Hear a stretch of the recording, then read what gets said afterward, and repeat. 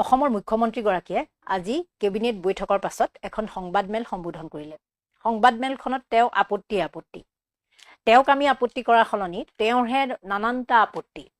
তাৰ প্ৰথম আপত্তিটো হ'ল যে এজন বিশেষ ব্যক্তিক লৈ মানুহবিলাকে ৰীল বনাই আছে, খুব ৰীল বনাইছে। সেই কথাটোত তেওঁ অসন্তুষ্টি ব্যক্ত কৰিছে। কাৰণ তেওঁৰ তিনিগৰাকী মন্ত্ৰী বিগত 18 তাৰিখৰ পৰা 18 তাৰিখে দিনৰ 3:30 মান বজাৰ পৰা বোলে উজনি অসমৰ সেইকেইখন জিলাত আছে, তেওঁলোক ওলোৱাই নাই। সেই মন্ত্ৰীকেইজন হ'ল সুশান্ত বৰগোহাঁই, বিমল বৰা আৰু কেশৱ মহন্ত। তেওঁলোক তিনিগৰাকীয়ে উজনি অসমৰ বানপানীৰ লগত জড়িত হৈ তেওঁলোকে উদ্ধাৰ কাৰ্যৰ পৰা আদি কৰি বিভিন্ন কামত জড়িত হৈ আছে। এতিয়া মুখ্যমন্ত্ৰীৰ দুখটো হ'ল যে সেই তিনিগৰাকী মন্ত্ৰীয়ে যিখিনি কাম কৰি আছে, SDRF NDRFে যিখিনি কাম কৰি আছে, সেই সম্পৰ্কে আমি ৰীল বনাই জনোৱা নাই বা সেই ধৰণৰ ৰীল প্ৰকাশ পোৱা নাই। তাৰ পৰিৱৰ্তে এজন বিশেষ ব্যক্তিৰ ৰীল বাৰে বাৰে প্ৰকাশ হৈ আছে আৰু তেওঁ সেই কথাটোক লৈ দুখ প্ৰকাশ কৰিছে যে তিনিজন মন্ত্ৰীয়ে কাম কাজ এৰি তাতে বহি আছে, সেইটো দেখা নাই। বা হাজাৰজন মানুহে তাতে কাম কৰি আছে, কোনোবা বাহিৰৰ পৰা আহি কাম কৰি আছে, কোনোবাই ভিতৰৰ পৰা কাম কৰি আছে, চবেই কাম কৰি আছে, তাতে কোনো অসুবিধা নাই। তাৰ মাজতো এজন ব্যক্তি কেন্দ্ৰ কৰিয়ে ৰীল বনাই আছে যাতে তাৰ পৰাও এটা পলিটিকেল এডভান্টেজ ল'ব পাৰি। গতিকে এই কথাবিলাক মই ভাবো যে মইতো কেনে কৈছো চবেই সহায় কৰিব লাগে। এতিয়া ইয়াতো গোটেই বানপানীক লৈ আমি ডিল কৰি থাকিব লাগে আৰু যাৰ নিজৰ একাংশ মানুহৰ নিজৰ নিজৰ পলিটিকেল ইণ্টাৰেষ্ট আছে নিজে কৰি থাকিব। কিন্তু আপোনালোকক মই বানপানীৰ পিছত ফটোবোৰ দেখুৱাম, আমাৰ লগত ভিডিঅ' আছে। NDRF SDRFৰ ল'ৰাবিলাকে কেনেকে মানুহক উদ্ধাৰ কৰিছে, কোনেওতো NDRF SDRFৰ নামেই লোৱা নাই, চবে এইবিলাকহে দেখি আছে।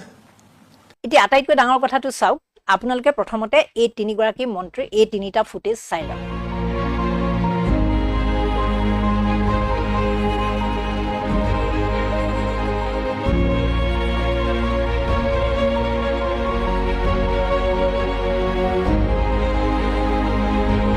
তিনিটা ফুটেজতে তেওঁলোকে নিজৰ পেজত কোনোবাই কঠীয়া ৰোৱা, কোনোবাই কেনেকৈ উদ্ধাৰ কৰিবলৈ গৈছে, সুশান্ত বৰগোহাঁয়ে নিজৰ পেজত এয়া দিছে।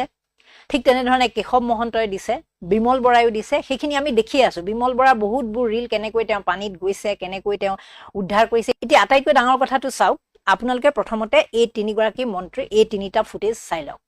যিহেতু শত্ৰু হিচাপে গণ্য কৰে দেখুৱাই হলেও, গতিকে আজমলৰ ৰীলবোৰ তেওঁ বেছিকৈ দেখিছে চাগে। আৰু যাক যিয়ে বেয়া পায় সেই বস্তুবোৰ বেছিকৈ যিহেতু দেখে, গতিকে চাগে তেওঁৰ তেনেকুৱাই হৈছে। সেইকাৰণে তেওঁ আজমলৰ ওপৰত অভিযোগ। সেই বিশেষ ব্যক্তিজন আজমল, যিজনৰ ৰীল তিনিটা ফুটেজতে তেওঁলোকে নিজৰ পেজত কোনোবাই কঠীয়া ৰোৱা, কোনোবাই কেনেকৈ উদ্ধাৰ কৰিবলৈ গৈছে, সুশান্ত বৰগোহাঁয়ে নিজৰ পেজত এয়া দিছে। ঠিক তেনেধৰণে কেশৱ মহন্তই দিছে, বিমল বৰায়ো দিছে। সেইখিনি আমি দেখি আছো। বিমল বৰা বহুতবোৰ ৰীল কেনেকৈ তেওঁ পানীত গৈছে, কেনেকৈ তেওঁ উদ্ধাৰ কৰিছে, এই ধৰণৰ ৰীলবোৰ আমি দেখিয়ে আছো, সকলোৱে দেখি আছো। মুখ্যমন্ত্ৰীয়ে হয়তো দেখা নাই, কাৰণ তেওঁ আজমলক যিহেতু শত্ৰু হিচাপে গণ্য কৰে দেখুৱাই হলেও, গতিকে আজমলৰ ৰীলবোৰ তেওঁ বেছিকৈ দেখিছে চাগে। আৰু যাক যিয়ে বেয়া পায় সেই বস্তুবোৰ বেছিকৈ যিহেতু দেখে, গতিকে চাগে তেওঁৰ তেনেকুৱাই হৈছে। সেইকাৰণে তেওঁ আজমলৰ ওপৰত অভিযোগ। সেই বিশেষ ব্যক্তিজন আজমল, যিজনৰ ৰীল তেওঁ দেখি আমনি লাগিছে বুলিয়ে এক প্ৰকাৰ ক'ব বিচাৰিছে যে সেই বিশেষ ব্যক্তিজনক প্ৰাধান্য বেছিকৈ দিয়া হৈছে।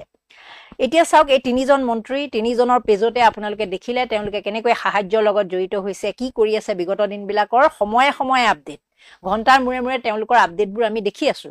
আমি সকলোৱে জানো সেই কথা, কিন্তু মুখ্যমন্ত্ৰীয়ে সেই কথালৈ দুখ কৰিছে।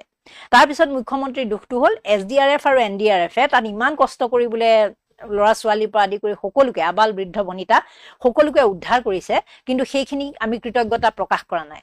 এতিয়া কথাটো হ'ল, যিখন চৰকাৰ আমাৰ চলি আছে বৰ্তমান, বিজেপিৰ নেতৃত্বত চৰকাৰখন যিহেতু চলি আছে, গতিকে আমি তেওঁলোকক ডিমাণ্ড কৰিব পাৰো, কাৰণ তেওঁলোকেহে আমাৰ আশাবোৰ, আমাৰ যিবোৰ ক্ষয় ক্ষতি হ'ল সেইবোৰ ফুলফিল কৰিব পৰা ক্ষমতা কেৱল মুখ্যমন্ত্ৰী আছে, প্ৰধানমন্ত্ৰী আছে, যি শাসনত আছে, যিটো দলৰ চৰকাৰ শাসনত আছে, সেই দলৰ চৰকাৰখনেহে আমাক সহায় কৰিব পাৰিব। এতিয়া আমাৰ অসমত ডাবল ইঞ্জিনৰ চৰকাৰ চলি আছে।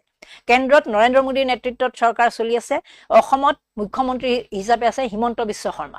গতিকে তেওঁলোকেহে আমাক বিপদত ক্ষতিপূৰণ দিব পাৰিব, উদ্ধাৰ কৰিব পাৰিব। বাকী যিসকল সাধাৰণ মানুহে সহায় কৰিছে বা বিৰোধী যিসকলে সহায় কৰিছে, সেয়া তেওঁলোকে চৰকাৰৰ ফালৰ পৰা কৰিব পৰা নাই। নিজাববীয়াকৈ যিখিনি কৰিছে, জনতাৰ সাহায্য গোটাই যিখিনি কৰিছে, সেইখিনিহে তেওঁলোকে কৰিব পাৰিব। কাৰণ তেওঁলোকৰ ওচৰত কোনো মন্ত্ৰালয় নাই, তেওঁলোকৰ নিৰ্দেশ যে তেওঁলোকৰ বিভাগীয় বিষয়াসকলে শুনিবই, তেনেকুৱা ধৰণৰ কোনো কথা নাই।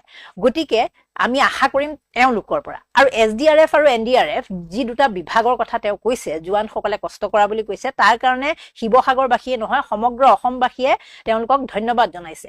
কিন্তু তেওঁলোক সকলোৱে বেতনভোগী কৰ্মচাৰী। আৰু সেই দুটা বিভাগৰ প্ৰধান কামেই হ'ল যেতিয়া মানুহ বিপদত পৰে, যিকোনো দুৰ্দশাগ্ৰস্ত যেতিয়া হয়, যেতিয়া দুৰ্যোগ হয়, তেতিয়াই তেওঁলোকৰ কামটো আহে। যেতিয়া দুৰ্যোগ নাথাকে তেওঁলোকে একেবাৰে আৰামত থাকিব পাৰে, কাৰণ তেওঁলোকৰ অনবৰত কাম নাথাকে। জৰুৰীকালীন সময়ত তেওঁলোকে যিহেতু কাম কৰিব লাগে, গতিকে দুৰ্যোগ ব্যৱস্থাপনা বিভাগৰ লগত জড়িত যিসকল লোক, জোৱানেই হওক বা যিয়ে হওক, NDRF SDRF, তেওঁলোকৰ সেইটোৱেই কাম। গতিকে তেওঁলোকে যিহেতু তাৰ কাৰণে এটা দৰমহা পায়, গতিকে সেই দৰমহা পোৱা মানুহখিনিয়ে যদি কামটো সেৱাটো যদি আগবঢ়ায়, তাকো বিশেষভাৱে বছৰটো অনবৰতে নহয়, 365টা দিন তেওঁলোকৰ সিমান কাম নাথাকে, গতিকে সেইটোৰ কাৰণে বিশেষভাৱে কৃতজ্ঞতা জনাব লগা নাথাকে। আজি শিক্ষকে শিক্ষাদান কৰে, আজি অধ্যাপকে শিক্ষাদান কৰে, কোনোবাই চিকিৎসকে চিকিৎসাদান কৰে, তাৰ কাৰণে আমি বিশেষভাৱে কৃতজ্ঞতা জনাব লগা নাথাকে, কাৰণ তেওঁলোকে তাৰ বিনিময়ত বিনামূলীয়াকৈ নকৰে, তেওঁলোকে দৰমহা লয়। দৰমহাৰ বিনিময়ত কৰা যিবোৰ কাম, সেইবিলাকৰ কাৰণে কৃতজ্ঞতা প্ৰকাশৰ কথা নাথাকে। কিন্তু মুখ্যমন্ত্ৰী হিমন্ত বিশ্ব শৰ্মাই আজি আক্ৰোশমূলকভাৱে তেওঁ বাৰে বাৰে সেই ৰিল বনোৱাৰ কথাটো ক'বলৈ গৈ, আজমলৰ কথাটো ক'বলৈ গৈ, ৰাজনীতি নকৰোঁ বুলি কথা ক'বলৈ গৈ, বিভেদৰ ৰাজনীতি নকৰোঁ বুলি ক'বলৈ গৈ, তেনেকুৱা ধৰণৰ প্ৰসংগবিলাক বাৰে বাৰে উত্থাপন কৰি আহিছে। বাৰে বাৰে মানে আজিৰ দিনটোতে নহয়, বিগত দিনকেইটাত আপোনালোকে চাগে লক্ষ্য কৰিছে, যেতিয়াৰ পৰাই বদৰুদ্দিন আজমলে উজনি অসমত যেতিয়া বান সাহায্য দিবলৈ গ'ল, কোটি কোটি টকাৰ যেতিয়া বান সাহায্য তেওঁ আগবঢ়াবলৈ গ'ল, উজনি অসমৰ মানুহে যেতিয়া চেলেং চাদৰে দি তেওঁক আদৰি ল'লে, তেতিয়াও তেওঁৰ আপত্তি যে চেলেং চাদৰ কিয় বদৰুদ্দিন আজমলক পিন্ধাব লগা হ'ল। চেলেং চাদৰ সেইসকল মানুহক পিন্ধোৱা হয়, উজনি অসমৰ সেইটো এটা পৰম্পৰা যে চেলেং চাদৰ যেতিয়া অতিথি হিচাপে যিকোনো ব্যক্তি যায়, খুব সন্মান দিয়া হয়, তেতিয়া চেলেং চাদৰখন পিন্ধোৱা হয়। কিছুমান অযোগ্য ব্যক্তিও চেলেং চাদৰ আমি পিন্ধা বহুত সময়ত দেখি আহিছোঁ, কিন্তু বদৰুদ্দিন আজমলে ইমানখিনি সহায় সহযোগিতাৰে ইমান সাহায্য লৈ তেওঁ গৈছে। তাৰোপৰি তেওঁ সেইটো সময়ত কোনো সংকীৰ্ণ ৰাজনীতি কৰিবলৈ যোৱা নাই, ভোটৰ সন্ধানত যোৱা নাই। বদৰুদ্দিন আজমলে জানে যে উজনি অসমত তেওঁ যিমানেই নিদিয়ক, উজনি অসমত তেওঁৰ প্ৰাৰ্থী কেতিয়াও জয়ী হৈ আহিব নোৱাৰে, সেই কথাটো তেওঁ নিশ্চিত। গতিকে তেওঁ ৰাজনীতি কৰিবলৈ তালৈ যোৱা নাই, তেওঁ গৈছে মানৱতাবোধ দেখুৱাবলৈ বা মানৱতাবোধ তেওঁৰ অন্তৰত আছে, যিটো কাৰণে তেওঁ সমভাগী হ'বলৈ আচলতে তালৈ গৈছে, আৰু সেই ধৰণে তেওঁ তাত সমৰ্থন জনোৱা হৈছে। আনকি শৃংখল চলিহা যিসকলে বিৰোধিতা কৰে, বিগত দিনবিলাকত তেওঁলোকে বিৰোধিতা কৰি থকা আমি নিজেও দেখিছোঁ। গতিকে শৃংখল চলিহাই নিজে বদৰুদ্দিন আজমলৰ লগত বহি তেওঁ মন্তব্য কৰিছে যে আজমল চাহাব অহাৰ কাৰণে তেওঁ কৃতজ্ঞ, শিৱসাগৰবাসী হৈও তেওঁ ধন্যবাদ জনাইছে। গতিকে সেই ধৰণৰ এটা পৰিস্থিতি উজনি অসমত যেতিয়া সৃষ্টি হৈছে, যিবোৰ সংগঠনক বিগত দিনবিলাকত মিয়া খেদাৰ কাৰণে মুখ্যমন্ত্ৰীকে ধৰি বিজেপিৰ তৰফৰ পৰা উচ্চতাই ব্যৱহাৰ কৰি অহা হৈছিল, সেইবোৰ সংগঠনে যেতিয়া আজমল যোৱাৰ পিছত নিমাত হৈ পৰিল, সকলোৱে যেতিয়া সহযোগিতা প্ৰদৰ্শন কৰিলে, মুখ্যমন্ত্ৰীৰ ভয় হ'ল। কাৰণ বিগত দিনবিলাকত আপোনালোক সকলোৱে জানে, মুখ্যমন্ত্ৰীৰ কেইটামান কথাই গোটেই ৰাজনীতি প্ৰেক্ষাপটে সলনি কৰি পেলাইছিল। 2021 কওক বা 2016 চনৰ কথাই কওক, মুখ্যমন্ত্ৰী সদায় কেইটামান কথা লৈ উজনি অসমত ৰাজনীতি কৰিছিল। তাৰে প্ৰথম কথাটো আছিল, যেতিয়া 2021 চনৰ নিৰ্বাচন হৈছিল, বিধানসভাৰ নিৰ্বাচন, সেই সময়ত মুখ্যমন্ত্ৰীগৰাকীৰ এটাই ডায়লগ আছিল, সেইটো হ'ল যে বদৰুদ্দিন আজমল মুখ্যমন্ত্ৰী হ'ব। যদি আপোনালোকে বিজেপিক ভোট নিদিয়ে, তেনেহ'লে বদৰুদ্দিন আজমল মুখ্যমন্ত্ৰী হ'ব। সেয়া শৰাইঘাটৰ শেষৰত, এয়া মোগলৰ বিৰুদ্ধে যুঁজ, এইবোৰ আছিল তেওঁৰ ডায়লগ, যিবোৰ ডায়লগৰ জৰিয়তে উজনি অসমৰ মানুহে ভয় খাইছিল যে মুখ্যমন্ত্ৰীয়ে কোৱা কথাটোৱে হয়তো সঁচা হ'বগৈ, বদৰুদ্দিন আজমল কেনেবাকৈ মুখ্যমন্ত্ৰী হ'ব, মুখ্যমন্ত্ৰী হ'লে গোটেই সমগ্ৰ অসমৰ নিয়ন্ত্ৰণ কৰিব তেওঁ। তাৰোপৰি বিগত দিনবিলাকত মুখ্যমন্ত্ৰীয়ে নিজেই বাৰে বাৰে 2021 চনৰ নিৰ্বাচনৰ আগত আপোনালোকৰ চাগে মনত আছে, দিছপুৰৰ আশে পাশেও আহিবলৈ নিদিয়াৰ কথা কৈছিলে।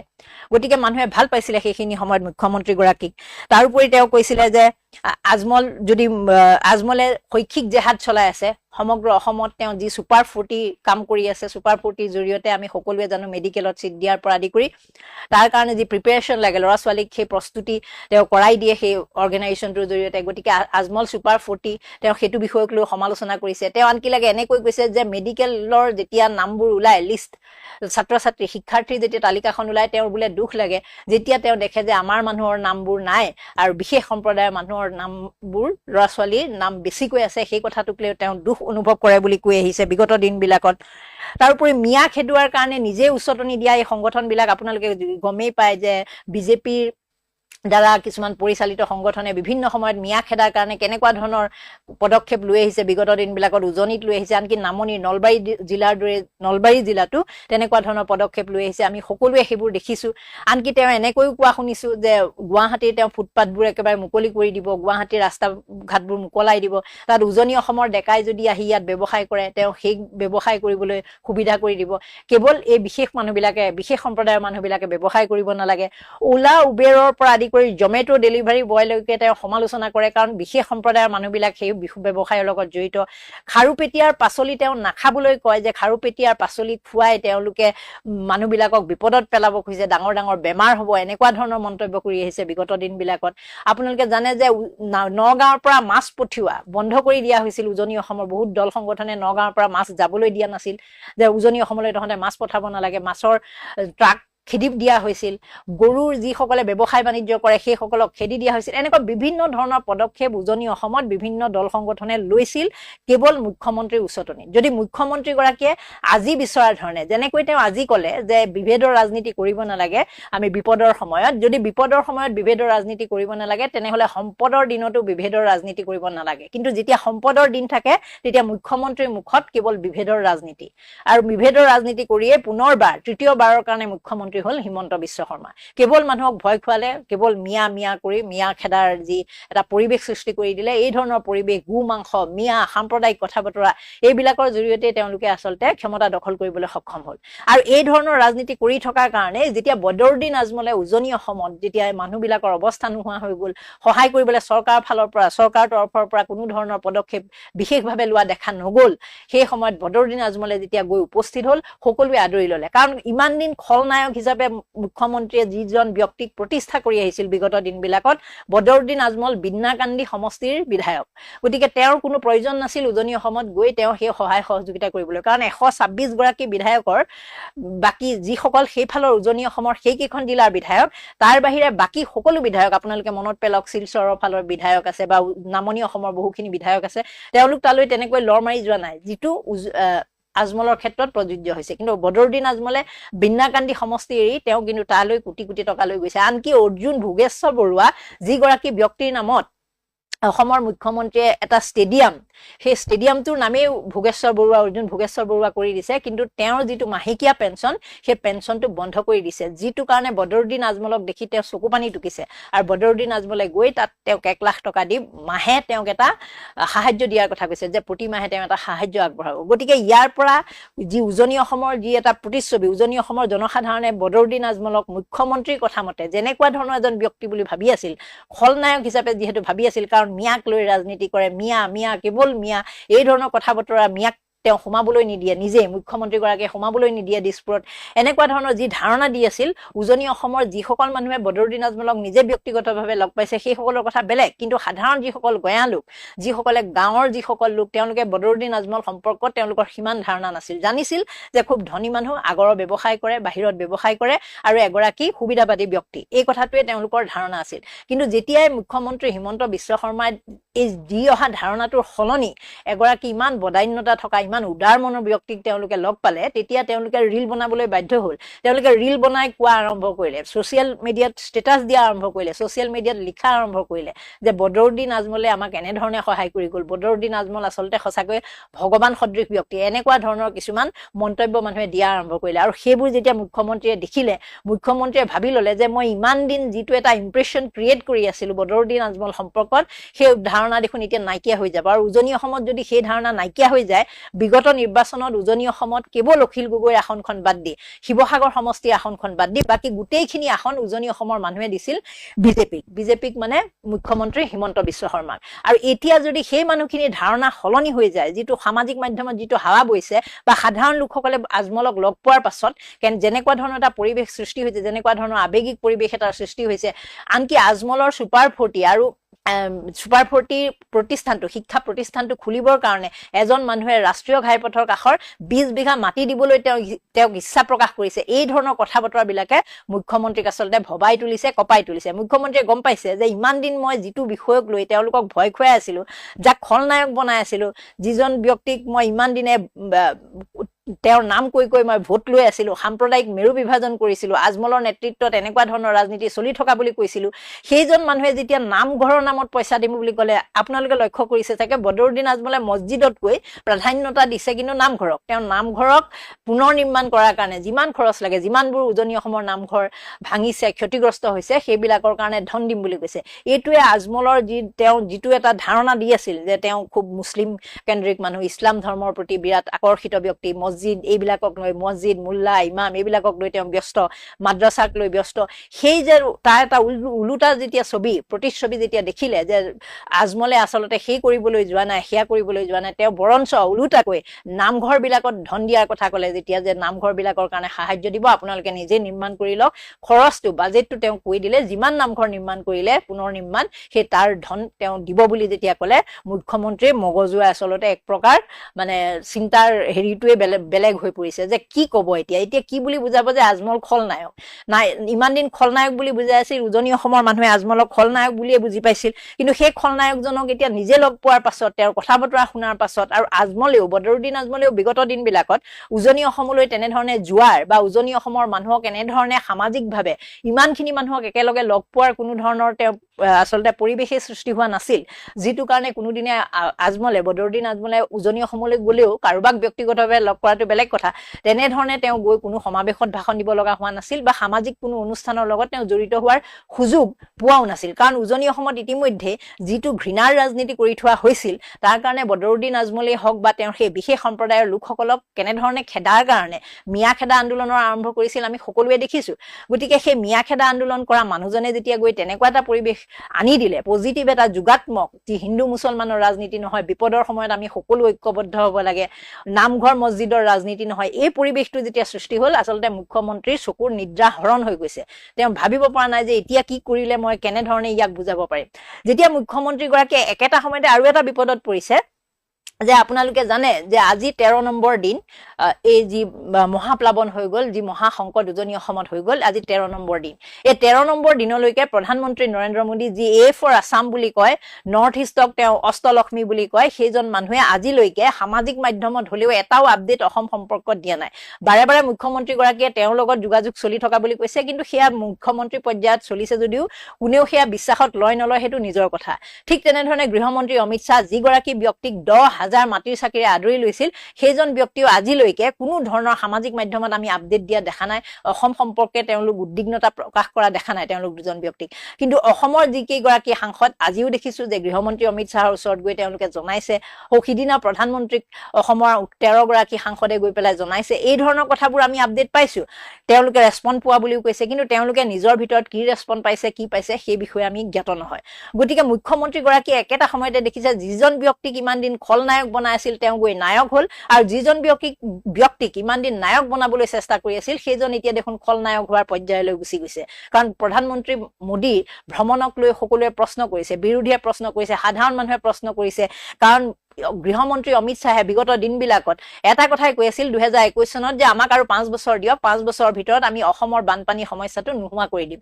আজি বানপানীৰ সমস্যা নোহোৱা কৰা সেই ব্যক্তিজন কিন্তু এতিয়ালৈকে বানপানীত ইমানখিনি মানুহ, শ মানুহ মৃত্যু হোৱা বুলিয়ে ক'ব লাগিব, বেচৰকাৰীভাৱে 80ৰ ওপৰৰ মানুহ মৃত্যু হ'ল, তাৰ পিছতো এনেধৰণৰ পৰিৱেশৰ পাছতো এটাটো শব্দ নকৰাটোৱে আচলতে কি বুজাইছে?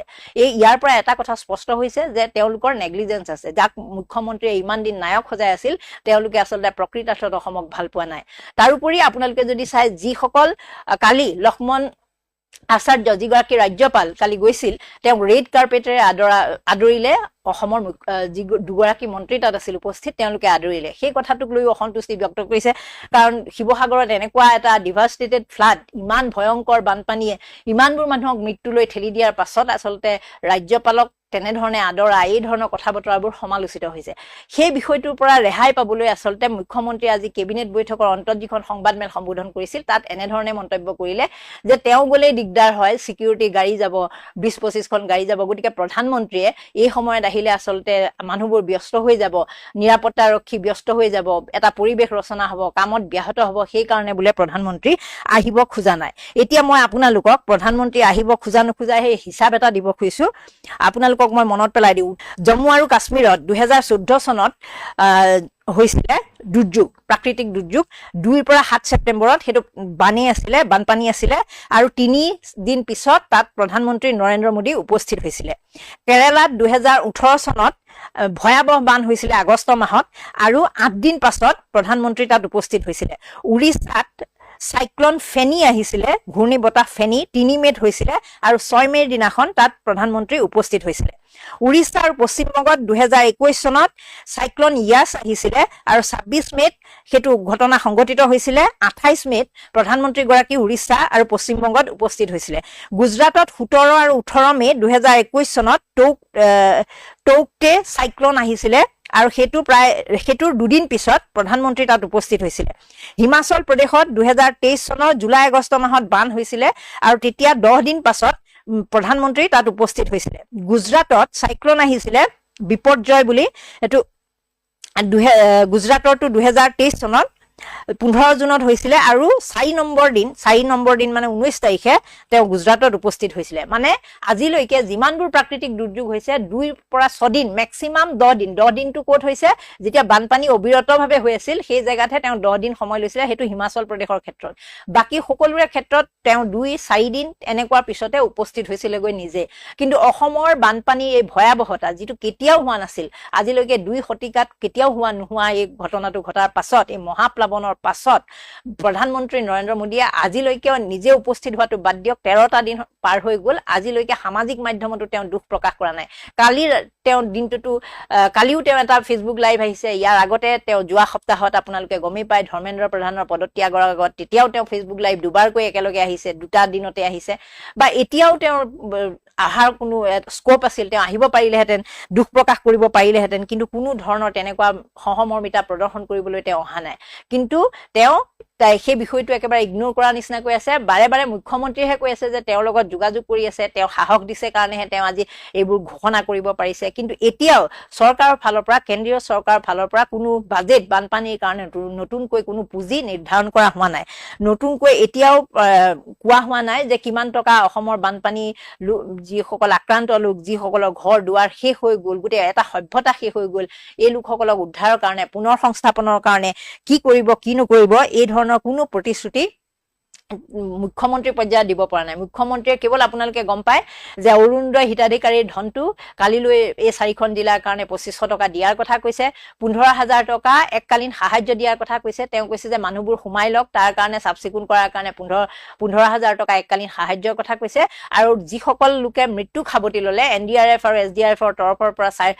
তাত যি পইচা দিয়াৰ কথা কৈছে 4 লাখকৈ 5 লাখকৈ তেওঁলোকে দিয়াৰ কথা কৈছে চৰকাৰ ফালৰ পৰা 4 লাখ মুঠতে হেয়া 9 লাখ টকা আৰু মুখ্যমন্ত্ৰীয়ে যি এখিনি মিলাই মিলি আছে এই সকলোখিনি মুখ্যমন্ত্ৰীৰ সাহায্য পুঁজি আৰু বিজেপি যি কৰ্মকৰ্তা সকলৰ পৰা যি ধন উঠোৱাৰ কথা কৈছিলে তেওঁ 12 কোটি লৈকে ধন উঠোৱাৰ কথা কৈছিলে সেই ফালৰ পৰা সাহায্য গোটাইহে বিতৰণ কৰিব লগা হৈছে এতিয়ালৈকে তেওঁ আজিৰ এই 13 দিন পিছত অনুষ্ঠিত হোৱা সংবাদমেলখনতো এবাৰো ক'ব নোৱাৰিলে যে কেন্দ্ৰীয় চৰকাৰে আমাক ইমান কোটি টকা দিয়াৰ কাৰণে বানপানীৰ পিছত আক্ৰান্ত লোকসকলৰ কাৰণে বানাক্ৰান্ত লোকসকলৰ কাৰণে পুনৰ সংস্থাপনৰ কাৰণে এইখিনি টকা দিব বুলি কৈছে বা এনেকুৱা ধৰণৰ কোনো ঘোষণা কৰিব তেওঁ নোৱাৰিলে গতিকে মুখলজ্জা নিবাৰণৰ কাৰণে মুখ্যমন্ত্ৰী গৰাকীয়ে এই ধৰণৰ যিকোনো ধৰণৰ কথাই ক'বলৈ লৈছে আৰু আজমলক বিশেষভাৱে লক্ষ্য কৰি লৈছে আজমলৰ উপৰি আমি অখিল গগৈক বাৰে বাৰে দেখি আছো যে শিৱসাগৰ সমষ্টিৰ কাৰণে তেওঁ কেনে ধৰণে লাগি আছে সেইখিনি সকলোৱে দেখিছে কিন্তু অখিল গগৈৰ কথা তেওঁ কোৱা নাই বাৰু কিন্তু বদৰুদ্দিন আজমলক লক্ষ্য কৰিলেও কাৰণ বদৰুদ্দিন আজমল তেওঁৰ কাৰণে মূল শত্ৰু দেখুৱাই অৱশ্যে সেইটো নেদেখুৱাকে নহয় দেখুৱাই তেওঁৰ মূল শত্ৰু আৰু বদৰুদ্দিন আজমলক লৈ অসমৰ ৰাজনীতিটো তেওঁ চলাই আছে নিয়ন্ত্ৰণ কৰি আছে কেৱল মিয়াক লৈ নহলে বিকাশ আৰু উন্নয়নৰ যি ৰাজনীতি বুলি কয় সেই বিকাশ আৰু উন্নয়নৰ ৰাজনীতিত কেনেকুৱা ধৰণে তেওঁ সফল হৈছে বিগত দিনবিলাকত আমি সকলোৱে দেখিছো তেওঁলোকে যেনে ধৰণে বিকাশ কৰিব কৈছে ইখনৰ পিছত সিখন ফ্লাইওভাৰ নিৰ্মাণ কৰিছে যতে ফ্লাইওভাৰ নিৰ্মাণ কৰিছে সেইবোৰ জায়গায় নতুনকৈ ডুবিছে তাৰোপৰি যি এই ভয়ংকৰ প্ৰাকৃতিক দুৰ্যোগ বুলি তেওঁলোকে কৈ আছে যে নাগালেণ্ডৰ যিটো ঘটনা মন জিলাৰ হোৱা প্ৰথমতেতো তেওঁ নিজেই কৈছিল যে হেয়া ক্লাউড বাৰ্ষ্টৰ কাৰণে হৈছিল বুলি এনেকুৱা ধৰণৰ এটা ঘটনা হোৱা বুলি কৈছিলে কিন্তু আচলতে ডাৱৰ বিস্ফোৰণৰ কাৰণে সেই ঘটনা হোৱা নাই পিছৰ পৰ্যায়ত এই কথা স্পষ্ট হ'ল যে কয়লাৰ যি অবৈধ কয়লা খনন আৰু শিল খননৰ কাৰণেহে এই ধৰণৰ ঘটনাবোৰ তাত সংঘটিত হৈছে আৰু এই কয়লা খনন কেলেংকাৰীটো অসমৰ যি সিন্ডিকেট ৰাজ চলি আছে কয়লাৰ লগত জড়িত আৰু কয়লা কোনে কোনে ব্যৱসায়ৰ লগত জড়িত সিন্ডিকেট কোনে চলাই আছে সেই কথাবোৰ ইতিমধ্যে বহুবিলাকে নামবোৰ উচ্চাৰণ কৰিছে সেই সম্পৰ্কত কিন্তু মুখ্যমন্ত্ৰী এটা টু শব্দও কোৱা নাই আজিও মুখ্যমন্ত্ৰীয়ে প্ৰাকৃতিক দুৰ্যোগ বুলিয়ে কৈ আছে যেহেতু প্ৰাকৃতিক দুৰ্যোগৰ লগত এই বিষয়টো আহিছে যে কয়লা খনন অবৈধ কয়লা খনন আৰু অবৈধ শিল খননৰ কাৰণে এনেকুৱা ধৰণৰ পৰিস্থিতিৰ সৃষ্টি হৈছে কিন্তু মুখ্যমন্ত্ৰী গৰাকীয়ে এবাৰো সেই বিষয়টো সম্পৰ্কত স্পষ্টীকৰণ দিয়া নাই যে অবৈধ কয়লা খননৰ কাৰণে নহয় বা শিল খননৰ কাৰণে হোৱা নাই অসমৰ কোনো লোক তাৰ লগত জড়িত নহয় বৰঞ্চ এয়া প্ৰাকৃতিক দুৰ্যোগ সেই কথাটো কোৱা নাই কিন্তু এয়া সঁচাকৈ প্ৰাকৃতিক দুৰ্যোগ নহয় এয়া মানৱ সৃষ্ট প্ৰাকৃতিক দুৰ্যোগ হয় কিন্তু মানৱ সৃষ্ট মানুহে কৃত্ৰিমভাৱে এই পৰিৱেশ সৃষ্টি কৰাৰ কাৰণেহে পাহাৰখন তেনেধৰণে ফুপুলা পাহাৰখন খহি আহিলে আৰু যাৰ ফলত উজনি অসম ধ্বংসৰ মুখলৈ গুচি গ'ল এতিয়া মুখ্যমন্ত্ৰীৰ মূল কথাটো হ'ল যে আজমলক যি ইমান দিনে খলনায়ক সজাই আছিল তেওঁৰ নায়ক হোৱাটো তেওঁৰ দুখ আৰু প্ৰধানমন্ত্ৰী নৰেন্দ্ৰ মোদীক যিজনক ভগৱান বুলি তেওঁ ইমান দিনে অসমবাসীৰ সন্মুখত ইমান দিনে ভগৱান হিচাপে তেওঁ উপবিষ্ট কৰাই আহিছিল সেই মানুহজনে যেতিয়া সকলো বিপদৰ সংগী বুলি তেওঁ দেখুৱাই আহিছিল যে অমিত শাহ আৰু প্ৰধানমন্ত্ৰী নৰেন্দ্ৰ মোদীৰ আশীৰ্বাদ থাকিলে অসমবাসী আৰু উন্নয়নৰ জখলাডাল একেবাৰে